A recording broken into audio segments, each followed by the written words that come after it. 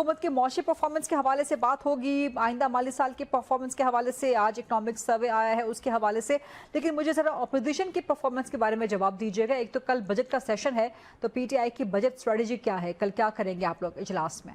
आज हमारी बड़ी तवील कोई 4.25 घंटे की पार्लियामेंट्री पार्टी की मीटिंग अभी ख़त्म हुई है पार्लियामेंट हाउस में, और उसमें फ़ैसला ये किया गया है कि इस हुकूमत का ये जो बजट है, जिन हालात में ये पेश किया जा रहा है और जिस तरह के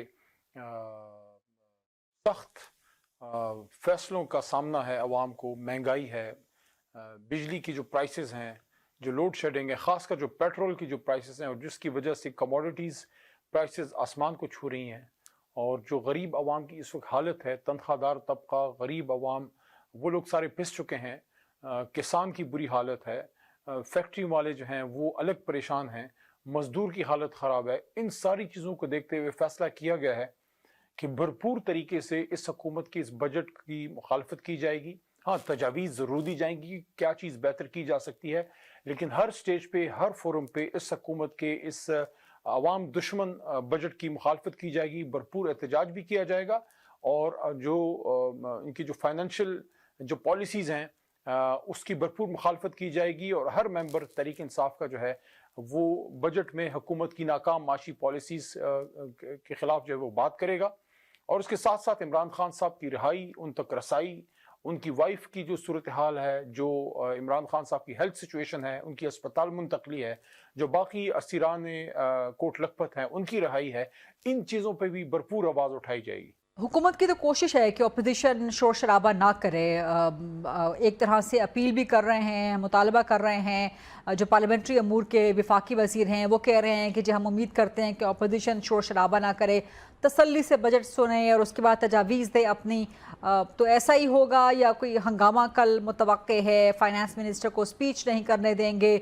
और जहाँ तक ये बात है कि अपोजिशन अपना कोई पॉजिटिव किरदार अदा करे तो ठीक है, आप लोग असेंबली में, सेनेट में स्पीचेस करेंगे, तजावीज़ देंगे, लेकिन पीटीआई की तरफ से कोई शैडो बजट क्यों नहीं प्रेजेंट किया गया? आप लोगों ने प्रेजेंट क्यों नहीं किया कि लें जी ये ऑल्टरनेट है और इस तरह से पाकिस्तान को और पाकिस्तान की मईशत को चलाया जा सकता है? देखिए, कोई भी अपोजिशन शराइत के साथ तो बजट इजलास में नहीं जाती, बल्कि किसी भी हुकूमत की ख्वाहिश होती है कि अपोजिशन ना ही हो तो बेहतर है।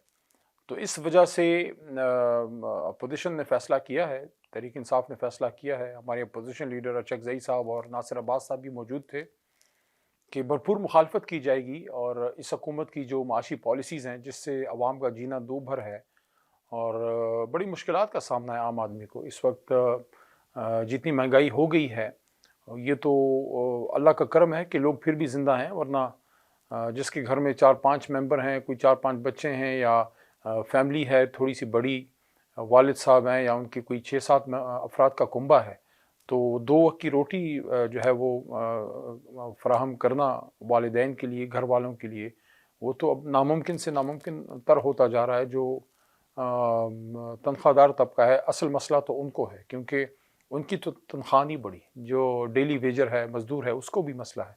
तो इन सारी चीज़ों पे बात की जाएगी। अब इसमें ये कहना कि जनाब शोर शराबा ना हो, ये ना हो, वो ना हो, अपोजिशन का तो काम ही एहतजाज करना है, वो हमारे दौर में भी होता रहा, हमने किसी पे कोई शर्त नहीं लगाई। हाँ, ये है कि मैं धींगा मुश्ती के, बदतमीज़ी के और लड़ाई झगड़े के मैं भी ख़िलाफ़ हूँ, और ना हमारी तरफ से ऐसा कुछ होगा, लेकिन भरपूर एहतजाज जो है वो लाजमन होगा।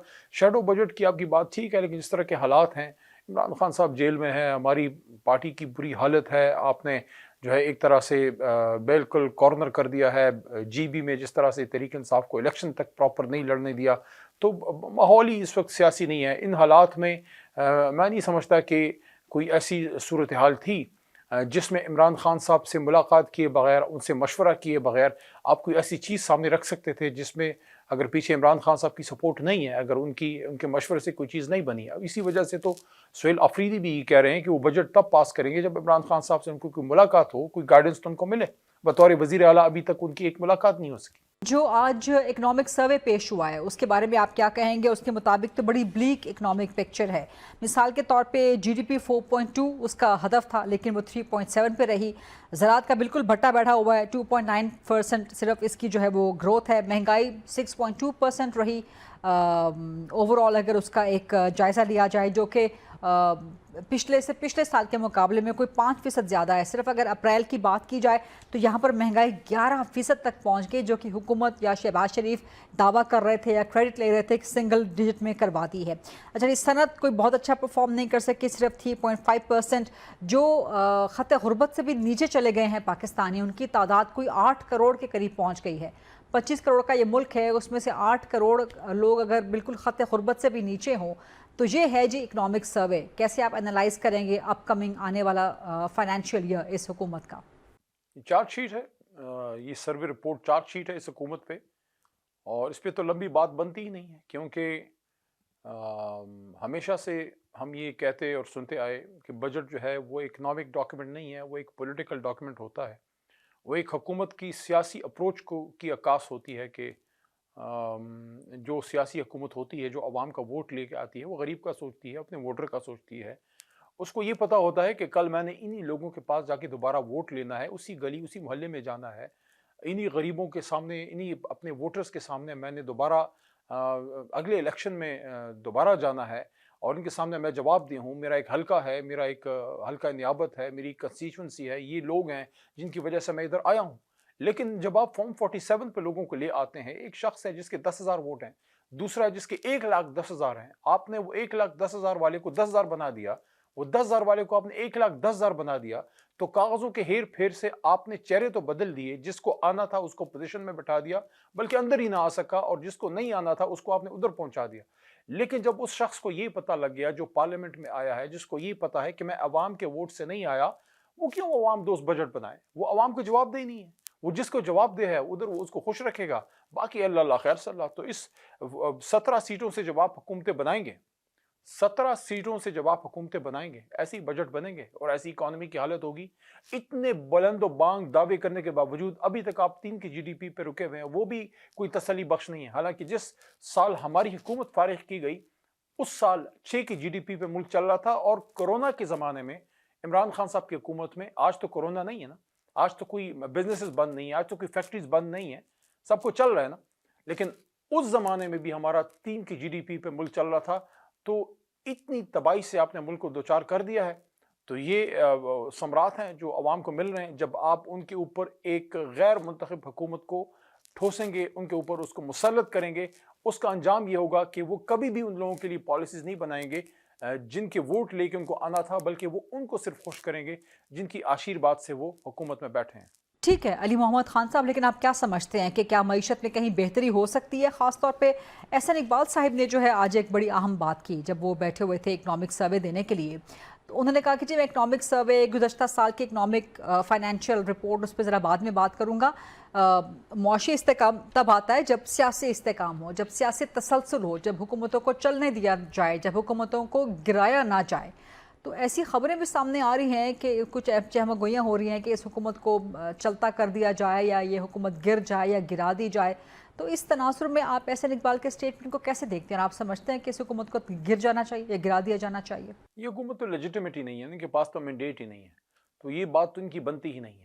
बाकी जो सियासी इस्तेकाम की बात कर रहे हैं, तो क्या किस तरह से ये एहसन साहब सियासी इस्तेकाम की बात कर सकते हैं, जब आप एक साबिक वज़ीर आज़म और एक मुल्क के हीरो को, जिसको पूरी दुनिया में अगर कोई पाकिस्तान के नाम को भी नहीं जानता, वो इमरान खान को जानता है, तो उसके नाम की वजह से लोग, बहुत से इलाकों में लोग पाकिस्तान को जानते हैं।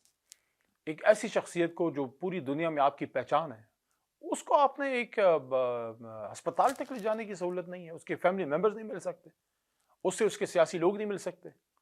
उसको आपने इस तरह कर दिया जैसे कोई बहुत बड़ा दहशतगर्द हो। उसकी वाइफ को कोई रसाई नहीं है, ना डॉक्टर्स की, ना फैमिली मेम्बर्स की। शाह महमूद कुरैशी जैसा फॉरेन मिनिस्टर जो है, एक शरीफ आदमी, उसको आपने 1000 दिनों से जेल में डाला हुआ है। तो कौन सा सियासी इस्तेकाम है? जिस सियासी इस्तेकाम की तरफ वो इशारा करना चाहते हैं, तो क्या ये वो इस्तेकाम है जो गिलगित बल्तिस्तान में आपने तहरीक इंसाफ को इलेक्शन ही नहीं लड़ने दिया, हमारे लोगों को जाने ही नहीं दिया? ये वो सियासी इस्तेकाम है? तो इस हालत में कौन पाकिस्तान में इन्वेस्ट करेगा? कौन? दुनिया देखती है, वो सोचती है कि भाई एक फॉरेन मिनिस्टर और एक साबिक वज़ीर आज़म की ये हालत है, मेरा कोई दिमाग खराब है पाकिस्तान में मैं पैसे इन्वेस्ट करूं? ये आम इन्वेस्टर की सोच है। इन्वेस्टर को सबसे पहले ये तसल्ली चाहिए कि मैं जो पैसा इन्वेस्ट करूंगा वो डूबेगा नहीं। ऐसा ना हो कल को मेरे भी हाथों में हथकड़ी डली हुई हो।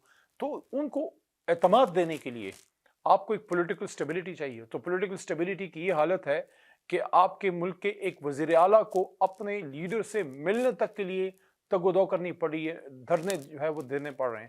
ہاں, اس بات سے میں ایگری کرتا ہوں, کسی بھی وزیر اعظم کو چلتا نہیں کیا جانا چاہیے, لیکن اگر وہ مینڈیٹ لے کے آیا ہو تب. جو کالعدم جوائنٹ ایکشن کمیٹی ہے, پاکستان تحریک انصاف کیوں اس کو سپورٹ کرتے نظر آتی ہے؟ پاکستان تحریک انصاف کا جو سوشل میڈیا اکاؤنٹ ہے وہ دیکھ لیں, کچھ رہنماؤں کے, بلکہ اکثر رہنماؤں کے بیانات دیکھ لیں, آپ لوگ مذاکرات کی بات کر رہے ہیں, لیکن مذاکرات کی بات ان کے ساتھ ہوتی ہے جو آئین پاکستان کے ساتھ, جو پاکستان کے ساتھ وفاداری کا حلف لیں. یہاں پہ تو کالعدم ایکشن کمیٹی کہہ رہی ہے کہ جی اس حلف کو ختم کر دیں کہ ہم نے پاکستان کے ساتھ الحاق کرنا ہے. تو یہ کیوں اس کی سپورٹ میں پاکستان تحریک انصاف سامنے آئی ہوئی ہے؟ یہ تو کشمیر کاز کو نقصان پہنچانے کی بات ہے. سوشل میڈیا کا تو میں جواب دینی ہوں, وہ تو پتہ نہیں کس طرح کے لوگ ادھر ادھر سے وہ بات کرتے ہیں. ہماری جو سنجیدہ سیاسی قیادت ہے, کسی نے کوئی ایسی بات نہیں کی, میں نے نہیں کی, گور صاحب نے نہیں کی, سلمان راجہ صاحب نے نہیں کی, اسد قیصر صاحب نے نہیں کی, وزیر اعلیٰ صاحب نے نہیں کی. آپ دیکھ لیں, کسی نے بھی ایسی کوئی بات نہیں کی. ہاں, ہم یہ بات کرتے ہیں, کشمیری ہمارا خون ہے, ہمارے بھائی ہیں, ہم سے زیادہ محب وطن ہے, وہاں آزادی کی تحریک آج بھی زندہ ہے.